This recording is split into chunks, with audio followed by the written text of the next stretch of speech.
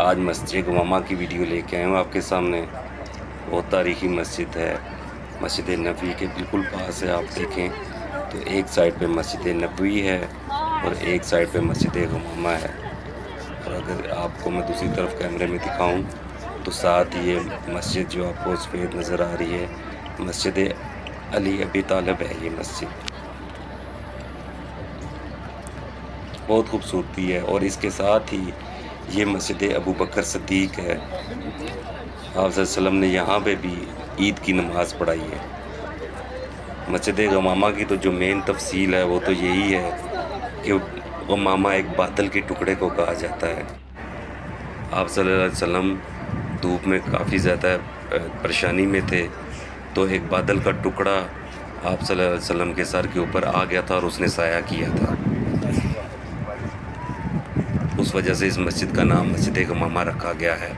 यहाँ पर आप सल्लल्लाहु अलैहि वसल्लम ने नमाज ईदैन पढ़ाई हैं, दोनों ईद उल फितर और ईद उल अज़हा, और नमाज इस्तिस्क़ा भी इसी जो एरिया है इधर ही पढ़ाई है। बाद में तो ये मस्जिद तमीर की गई है।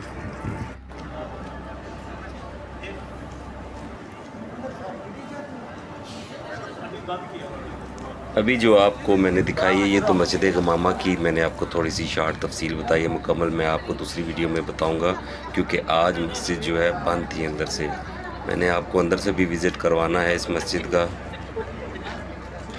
अगर आप मस्जिद नबी से 310 नंबर गेट से बाहर निकलें तो ये उस रास्ते से मस्जिद आती है।